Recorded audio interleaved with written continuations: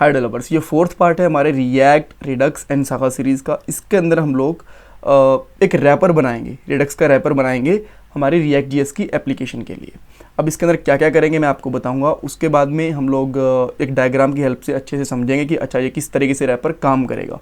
उसके बाद में मैं कोड भी करूँगा, और आपको जब मैं कोड करूँगा ना तो वीडियो को पॉज करके कोड कॉपी करने की ज़रूरत नहीं है।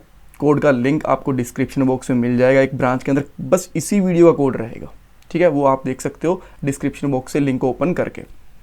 सो देखो, सबसे पहले हम लोग सारी की सारी फाइल्स बनाने की, जिन जिन फाइल्स की हमें ज़रूरत पड़ती है रिडक्स के लिए, वो सारी की सारी फाइल्स इस वाले पार्ट में बना लेंगे। जैसे एक्शन की, रिड्यूसर की, स्टोर की, सारी फाइल्स बना लेंगे, ठीक है। अच्छा, काम करेंगे हम लोग इसके अंदर स्टोर वाली फाइल के अंदर। अभी बाकी एक्शन और रिड्यूसर वाली और रूट रिड्यूसर की एक और फाइल बनेगी, उसके अंदर काम नहीं करेंगे।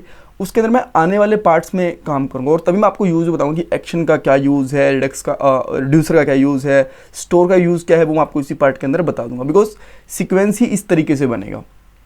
उसके बाद में हम लोग रिएक्ट जिस की जो एप्लीकेशन होती है ना, उसके चारों तरफ एक प्रोवाइडर डालेंगे इंडेक्स वाली फाइल के अंदर, और वो क्या करेगा, एक रैपर जैसा बन जाएगा, यानी कि उसके चारों तरफ एक आप कह सकते हो फॉइल बन जाएगी। और अगर आप और भी सिंपल वर्ड्स में समझना चाहते हो तो आप ये कह सकते हो कि रिएक्ट वाली एप्लीकेशन के चारों तरफ हम लोग रिडक्स को लपेट देंगे, ठीक है, ताकि हम लोग उसके रिएक्ट से रिडक्स में डाटा और रिडक्स से रिएक्ट में डाटा लेके आ पाएँ। बाद में हम लोग स्टोर बनाएंगे। स्टोर का क्या काम है, क्या क्या कोड करेंगे, मैं इस पार्ट में आपको बता दूंगा। इंटरव्यू क्वेश्चन भी इस पार्ट के अंदर 2-3 रहेंगे, हम लोग वो भी डिस्कस करने वाले हैं। सो अब मैं आपको डायग्राम की हेल्प से समझाता हूँ। आपको ध्यान होगा लास्ट पार्ट में मैंने आपको ये वाला डायग्राम दिखाया था। इसके अंदर मैंने आपको बताया था कि जब हम लोग एक रिएक्ट जेएस की एप्लीकेशन बनाते हैं ना, तो उसके लिए हम लोगों को रिडक्स का रैपर चाहिए होता है। उसमें हमें एक्शन बनाना होता है, रिड्यूसर बनाना होता है और स्टोर भी बनाना होता है। ये तीनों फाइल्स हम लोग इस पार्ट के अंदर बना देंगे। अब उसके बाद में ना, जब हम लोग स्टोर से डाटा को गेट कैसे करेंगे और जो एक्शन होते हैं उनको हम लोग सेंड कैसे करेंगे, उसके लिए हम लोग जो हमारी ये रिएक्ट जेएस की एप्लीकेशन होती है ना, ये वाली, अब इसके अंदर आप कह सकते हो कि डिफरेंट डिफरेंट कॉम्पोनेंट्स होते हैं, ठीक है। कॉम्पोनेंट 1 2 3 4 5 6 इस तरीके से, ठीक है। इसके चारों तरफ हम लोग एक प्रोवाइडर बना देंगे ताकि हम लोग रिडक्स से कनेक्ट कर पाएँ, ठीक है। सो अब आपसे एक इंटरव्यू क्वेश्चन पूछा जा सकता है कि जो हम लोग रिडक्स का रैपर बनाते हैं, फिर प्रोवाइडर बनाते हैं इंडेक्स वाली फाइल के अंदर, मैं आपको बना के दिखाऊंगा वो उसका काम क्या है। उसका काम बताओगे कि ये प्रोवाइडर आपकी रिएक्ट जेएस की एप्लीकेशन और रिडक्स के डाटा को कनेक्ट करता है, यानी कि इससे आप लोग कुछ डाटा रिएक्ट से रिडक्स में एक्शन के थ्रू और स्टोर के थ्रू कुछ डाटा रिडक्स से रिएक्ट के अंदर लेके आ सकते हो, ठीक है। आपको ये समझ में आ गई। तो हम लोग क्या क्या बनाएंगे, हम लोग एक्शन वाली फाइल बना लेंगे, रिड्यूसर स्टोर वाली फाइल बना लेंगे। बस काम करेंगे हम लोग स्टोर वाली फाइल के अंदर थोड़ा बहुत काम करेंगे। एक्शन और रिड्यूसर के लिए एक अलग से वीडियोस आएंगी, सो आप अलग से पार्ट आएंगे, उसके अंदर मैं आपको अच्छे से समझाऊंगा कि एक्शन का क्या काम है, क्या कोड करेंगे। Same for reducer also. Alright, so अब स्टार्ट करते हैं हमारे कोड के साथ में। सो आप अब तक आप देख सकते हो कि अच्छा यहाँ पे एप्लीकेशन रन भी हो रही है ना हमारी। बिल्कुल एक सिंपल एप्लीकेशन है, इसमें कुछ भी चेंज नहीं कर रखा है अब तक। लास्ट वाले पार्ट के अंदर आपको ध्यान होगा कि बस हमने कुछ पैकेज थे वो इंस्टॉल करे थे, और मैं यहाँ पे इंस्पेक्ट एलिमेंट करके जो कंसोल है उसको भी ओपन कर लेता हूँ। सो अब हम लोग क्या करते हैं, एक एक करके सारी की सारी फाइल्स बनाते हैं। और सबसे पहले मैं एक फोल्डर बना लेता हूँ। आप इस फोल्डर का नाम कुछ भी रख सकते हो। इसका नाम आप चाहो तो सर्विसेज रख लो, इसका नाम चाहो तो आप रिडक्स रख लो, या फिर आप स्टोर रख लो, जो भी आपको ठीक लगे वो उसका नाम रख सकते हो। मैं यहाँ पे रिडक्स रख लेता हूँ, ठीक है। रिडक्स में इसलिए रख रहा हूँ ताकि आपको आराम से समझ में आए कि अच्छा इसके अंदर हमारा रिडक्स वाला कोड है सारा का सारा, ठीक है। अच्छा, इसके अंदर अब मैं कुछ फाइल बनाता हूँ। जैसे सबसे पहले मैं बनाऊंगा एक्शन .js, ठीक है। इसके अंदर हम लोग एक्शंस बनाएंगे बाद में। ऐसा कोई ज़रूरी नहीं है कि एक प्रोजेक्ट के अंदर एक ही एक्शन हो सकता है, या फिर आपको एक्शन नाम ही रखना है इस फाइल का। इस फाइल का नाम आप ऐसे भी रख सकते हो। मान लो कि आपके पास एक ई-कॉमर्स की वेबसाइट है, तो आप इसमें रख सकते हो कि प्रोडक्ट एक्शन रख सकते हो, ऑर्डर एक्शन रख सकते हो, सर्च एक्शन रख सकते हो, जो भी आपको रखना हो उसका नाम रख सकते हो। मैं अभी के लिए बस इतने सिंपल नाम इसलिए रख रहा हूँ ताकि आप लोग डायग्राम से, जो हमने डायग्राम बनाया था ना, इससे इंटरकनेक्ट कर पाओ। बाद में आप जो मर्जी इनका नाम रखना चाहो रख सकते हो। ऐसा कभी भी जरूरी नहीं होता कि आपको सेम नाम रखने होते हैं, ठीक है। उसके बाद में यहाँ पे बनाता हूँ रिड्यूसर .js, ठीक है। अब देखो, एक से ज़्यादा एक्शन हो सकते हैं, एक से ज़्यादा हमारे रिड्यूसर भी हो सकते हैं, बट जब हम लोग रिड्यूसर्स बनाते हैं तो उनको एक जगह पे कंबाइन करने के लिए हमें एक रूट रिड्यूसर बनाना होता है। उसके अंदर क्या करेंगे, सारे के सारे जितने भी रिड्यूसर होंगे ना, वो एक जगह पे आके कनेक्ट होंगे। तो मैं यहाँ पे एक बनाऊंगा रूट रिड्यूसर,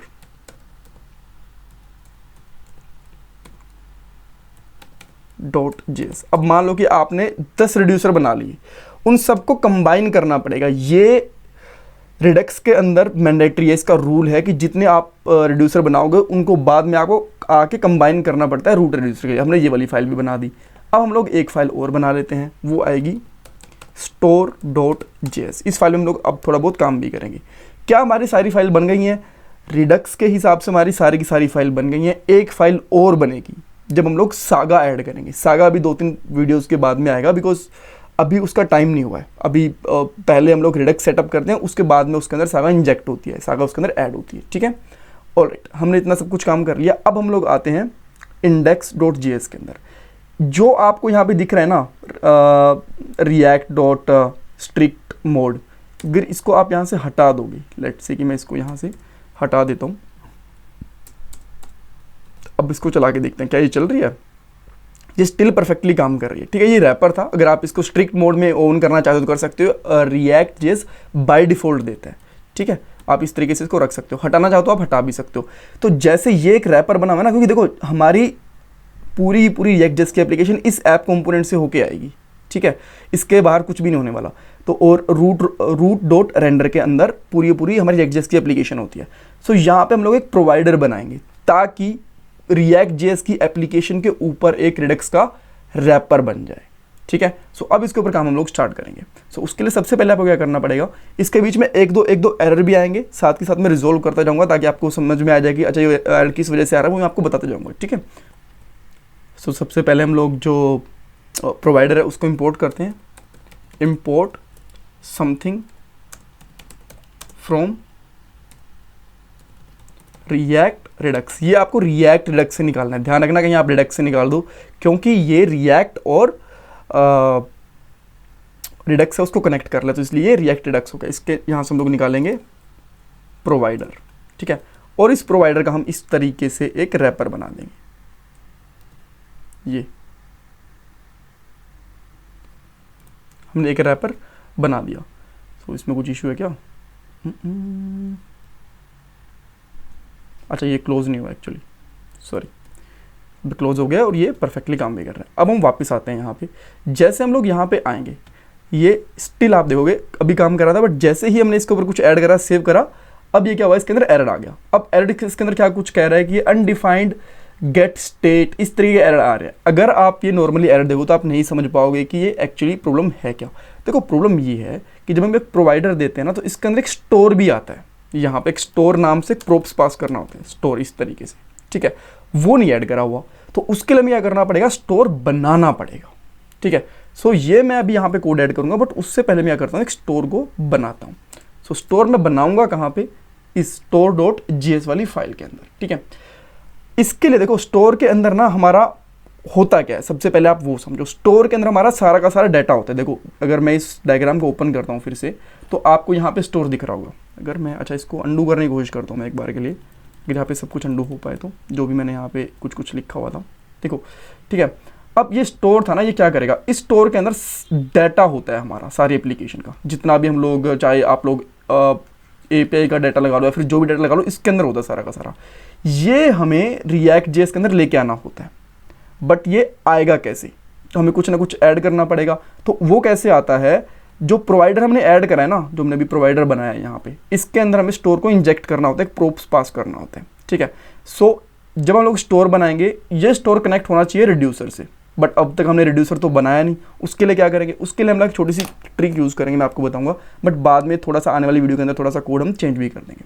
सो मैं यहाँ पे स्टोर बनाने की कोशिश कर रहा हूँ। स्टोर बनाना बहुत ही ईजी होता है। आपको यहाँ पे करना है इम्पोर्ट समथिंग फ्रॉम रिडक्स। ये स्टोर किससे बनेगा, रिडक्स से बनेगा। और यहाँ पे आप क्या करोगे, क्रिएट स्टोर, ये निकाल लोगे। ठीक है, यहाँ पे कुछ लोग रिडक्स की जगह पे रिडक्स टूल किट भी यूज़ करते हैं। उसके अंदर से एक ऑप्शन होता है, मैं आपको बताता हूँ, उसके अंदर से निकालते हैं हम लोग कॉन्फ़िगर स्टोर, वो भी निकालते हैं। कुछ लोग कह भी रहे थे कमेंट बॉक्स के अंदर भी, कुछ 3-4 वीडियो के अंदर, कि यार आप रिडक्स टूल किट यूज़ करो। रिडक्स टूल किट मैं यूज़ कर लूँगा, वो बहुत ज़्यादा मुश्किल नहीं है, बस थोड़ा सा चेंज करना पड़ता है। किसी एक पार्ट के अंदर मैं आपको बता दूंगा। ठीक है, बट अभी के लिए हम लोग रिडक्स सीख रहे हैं, तो रिडक्स ही सीखो, वो बहुत बड़ा चेंज नहीं होता। एक वीडियो में आपको समझाऊंगा, आपको सब कुछ समझ में आ जाएगा। ऑलराइट, ये कर दिया। अच्छा, हमने क्रिएट स्टोर यहाँ से निकाल लिया। अब मैं कॉन्स्ट लेते हैं, और कॉन्स्ट का मैं यहाँ पे एक नाम रखता हूँ स्टोर। ठीक है। स्टोर के मैं यहाँ पे क्या करूँगा, जो क्रिएट स्टोर हमने यूज़ करा है ना, क्रिएट स्टोर, इसको इस तरीके से यूज़ करूँगा और इसके अंदर एक फंक्शन पास कर दूंगा मैं इस तरीके से, ठीक है। और ये फंक्शन कुछ रिटर्न कर रहा होगा, जैसे कि ये रिटर्न करेगा 100 अभी के लिए, ठीक है। अगर ये रिटर्न कुछ नहीं भी करता तो भी चलेगा, अगर मैं इसको इस तरीके से करूँ तो भी चलेगा, इसमें कोई प्रॉब्लम नहीं है, ठीक है। अब मैं यहाँ पे 100 रिटर्न कर देता हूँ। अगर आपको थोड़ी सी प्रॉब्लम हो रही है इसको समझने में तो मैं थोड़ा सा इसको और इस तरीके से कर सकता हूँ। अब आपको मल्टी लाइन के अंदर हो गया, अब आपको समझ में आ जाएगा। मैं यहाँ पे रिटर्न कर दूंगा अभी के लिए 100, या फिर ABC जो भी आपको रिटर्न करना हो वो आप रिटर्न कर सकते हो। और यहाँ पे क्या करोगे, एक्सपोर्ट डिफॉल्ट स्टोर, ठीक है।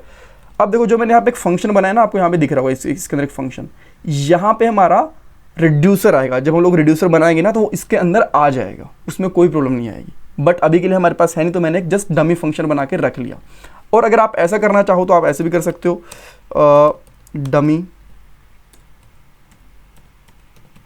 रिड्यूसर, आप ऐसा कुछ नाम रखना चाहो तो, ठीक है। आपने डमी रिड्यूसर बना लिया और इस तरीके से आपने उसमें क्या कर दिया, रिटर्न 100 कर दिया, ठीक है। अब ये सेम ही तो बात है, इसके अंदर मैं इसको उठा के बस ये रख लेता हूँ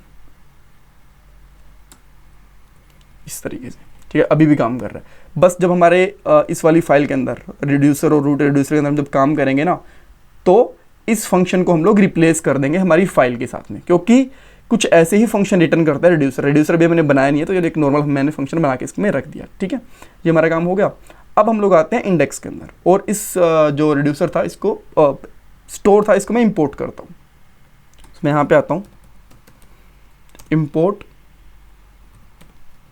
स्टोर फ्रॉम रिडक्स स्टोर, ये आ गया। और यहाँ पे आप क्या करोगे, स्टोर, इसके अंदर हम लोग स्टोर डाल देंगे। स्टोर एक इसके अंदर प्रोप्स होता है, इसके अंदर हमने यहाँ पे स्टोर ला के डाल दिया। अब हम लोग यहाँ पे आते हैं, अब हमारी एप्लीकेशन परफेक्टली काम कर रही है, ठीक है। अगर आप इस स्टोर को कंसोल करवा के देखोगे ना, तो आपको अजीब सी चीज़ें दिखेंगी। अभी आपको कुछ समझ में आएगा नहीं कि क्या है क्या नहीं है। console.won कर दूंगा और यहाँ पे आपको मैं स्टोर लेके दिखाता हूँ। अगर आप इसको चेक करोगे तो यहाँ पे देखो बड़ी अजीब सी चीज़ें आ रही हैं, आपको कुछ समझ में नहीं आने वाला है इसके अंदर, ठीक है। अगर इसके अंदर आप कुछ और फंक्शन भी करना चाहो तो वो भी कर सकते हो। आगे की चीज़ होती है वो मैं बाद में बताऊँगा, नहीं तो आप कन्फ्यूज हो जाओगे भी, ठीक है। सो हमारा बेसिक जो रैपर है वो हमारा बन चुका है। अब हम लोग एक्शन वगैरह के ऊपर काम करना शुरू कर देते हैं। अब लोग कुछ आउटपुट तो नहीं है। देखो रिडक्स एक अपने आप में पूरा इन्वायरमेंट है, पूरा स्ट्रक्चर बनता है। तो एक वीडियो के या फिर एक पार्ट के कोड से इसका आउटपुट नहीं दिखेगा। अभी के लिए आप ये कह सकते हो कि हमने स्टोर बना के इसका रैपर बना दिया है, ठीक है। आने वाले पार्ट के अंदर एक्शन और रिड्यूसर बन जाएंगे, तब आपको इसका परफेक्टली आउटपुट दिखने लग जाएगा कि हम लोग एक कंपोनेंट से दूसरे कंपोनेंट से तीसरे कंपोनेंट के अंदर डाटा आराम से ट्रांसफर कर पा रहे हैं। मैं वीडियो को समराइज़ कर देता हूँ फिर से एक बार, ताकि आपको चीज़ें समझ में आ जाएं। देखो सबसे पहले हम लोग यहाँ पे आते हैं। यहाँ पे एक हमें इस वीडियो का मेन पर्पस था कि हम लोग रिएक्ट की एप्लीकेशन के ऊपर रिडक्स का रैपर बना पाएँ। एक्शन वाली फाइल बना दी, रिड्यूसर वाली फाइल बना दी, और उसके बाद हमने स्टोर वाली फाइल भी बना दी है, ठीक है। और हमने प्रोवाइडर ऐड कर दिया। बाद में स्टोर से डायरेक्टली अगर हम लोग कुछ डाटा सेंड नहीं करेंगे, हमने स्टोर नहीं डाला इसके अंदर प्रोवाइडर के अंदर, तो हमें एरर देगा। उसको रिजोल्व करने के लिए हमने क्या करा, स्टोर बनाया। स्टोर के अंदर एक डमी रिड्यूसर बना दिया। डमी रिड्यूसर बना दिया, उसको हम लोग एक्चुअल रिड्यूसर से रिप्लेस कर देंगे, अदरवाइज वीडियो काफ़ी लंबी हो जाती है, ठीक है। और उसके बाद में जैसे हमारा इसमें स्टोर इंजेक्ट हो गया, तो अभी के लिए परफेक्टली काम कर रही है। सो नेक्स्ट वाले पार्ट के अंदर हम लोग एक्शन बनाएंगे, फिर हम लोग रिड्यूसर बनाएंगे और हमारा फ्लो पूरा कंप्लीट हो जाएगा। बाद में आपको एक सर्च की पूरी फंक्शनैलिटीज़ दिखेंगे, एक मिनी प्रोजेक्ट बन के दिखेगा। कुछ कन्फ्यूज़न है तो मुझे कमेंट बॉक्स के अंदर पूछना। चैनल को सब्सक्राइब करना बिल्कुल मत भूलना। एंड एक्चुअली ना मुझे आपकी सपोर्ट की बहुत ज़रूरत होती है, बिकॉज मुझे अभी चैनल को थोड़ा ग्रो करना है। मैं चाहता हूँ कि थोड़े और व्यूज़ आएँ, सब्सक्राइबर आएँ, हर किसी को चाहिए होते हैं, राइट। सो अगर मैं ऐसा यूट्यूबर नहीं हूँ कि जिसको अकेले को सब्सक्राइबर और व्यूज़ चाहिए होते हैं। सो यही हमारा मोटिवेशन होता है कि हम ज़्यादा से ज़्यादा लोग वीडियोज़ देखें और ज़्यादा से ज़्यादा लोग सब्सक्राइब करें। मैं आपसे रिक्वेस्ट करूँगा कि आप वीडियो को लाइक करो, अपने कमेंट सेक्शन के अंदर आप कमेंट्स बताओ, एंड चैनल को सब्सक्राइब भी कर लेना, वीडियो को शेयर कर सकते हो तो that will be great for me. And that's all. And next part के अंदर हम लोग कुछ और सीखेंगे। Thank you so much. अच्छा, इंटरव्यू क्वेश्चंस, इसके अंदर क्या क्या इंटरव्यू क्वेश्चंस पूछे जा सकते हैं वो रह गए थे, वो मैं भूल भी जाता हूँ। प्रोवाइडर का काम क्या है बेसिकली, ठीक है। प्रोवाइडर एक रिएक्ट रिडक्स से हम लोग इंपोर्ट करते हैं। इसका काम होता है रिएक्ट JS को रिडक्स से कनेक्ट करना, ठीक है। अब सेकंड क्वेश्चन, स्टोर क्या होता है? स्टोर के अंदर हम लोग हमारी एप्लीकेशन के अंदर जो रिडक्स यूज कर रहे हैं ना, उसका सारा डेटा रखते हैं। ठीक है, स्टोर का इनपुट क्या होता है और स्टोर का आउटपुट क्या होता है? स्टोर का इनपुट हमारा रिड्यूसर होता है, जो रिड्यूसर हम लोग बनाएंगे ना, हमने डमी रिड्यूसर बनाया, रिड्यूसर होता है। और आउटपुट क्या होता है? इसका एक क्रिएट स्टोर फंक्शन होता है, वो एक्चुअली हमें जो डाटा होता है उसको हमारे एप्लीकेशन में इंजेक्ट कर देता है। ठीक है, तो आप इसका ये कह सकते हो कि रिड्यूसर एक इसका इनपुट होता है स्टोर का, और डाटा या फिर एक फंक्शन कह सकते हो, वो इसका आउटपुट होता है। Right, that's all. Thank you so much for watching this video.